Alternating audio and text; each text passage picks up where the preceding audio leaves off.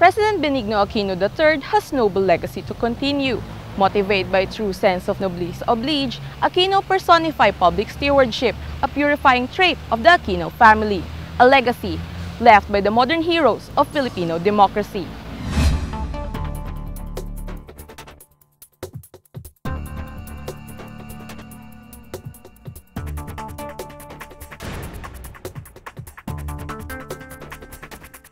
This is the glory of democracy, that its most solemn moment should be the peaceful transfer of power. Iba na talaga ang sitwasyon. Pwede na muling mangarap.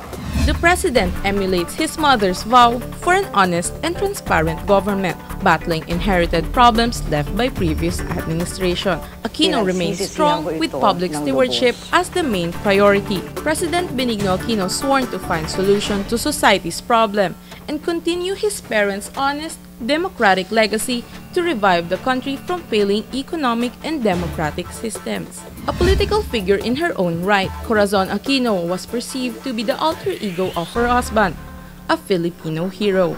Corazon found herself elected President of the Republic after the historic People Power Movement of 1986, presiding the transition government until the end of her term in 1992, withstanding numerous military coup attempts. As President of the Philippines, preserve and defend its fundamental law. Execute its just laws. Do justice to every man. And consecrate myself. To the service of the nation. So help me God. According to the Constitution, the State of the Nation Address is an annual event in which the President reports on the status of the nation. As mother and son, it is not unusual for people to take notice of the similarities of the two.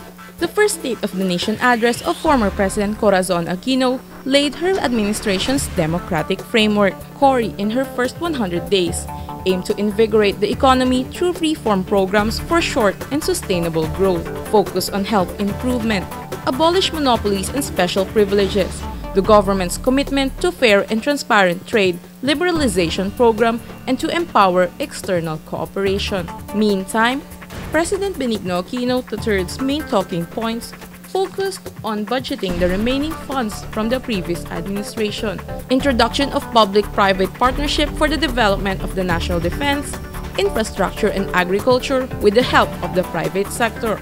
More importantly, the creation of jobs and the improvement of PhilHealth and social welfare programs. Indeed, Corazon Aquino's legacy is alive in President Benigno Aquino III's first 100 days of presidency.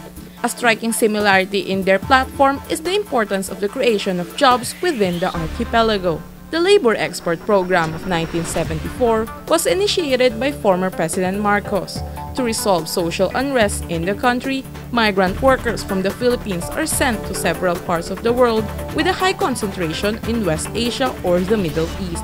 Fast forward to President Macapagal Arroyo's administration, where more Filipinos were encouraged to work overseas as skilled workers.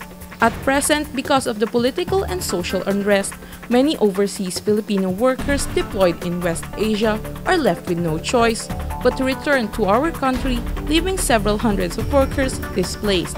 At the face of global recession, the President has bravely promised expatriates of jobs waiting for them in their return, and hopefully in the near future, leaving the country will just be an option and not a choice. From the moment we stepped into office, our battle cry for our labor sector has always been clear and simple. Make things better for labor in a responsible manner.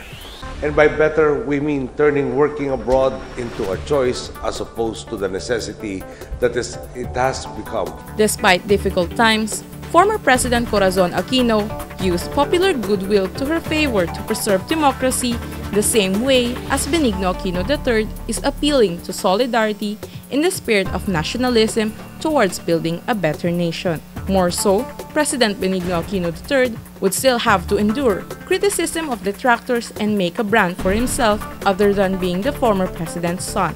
I hope that history will judge me as favorably as our people still regard me, because, as God is my witness, I honestly did the best I could.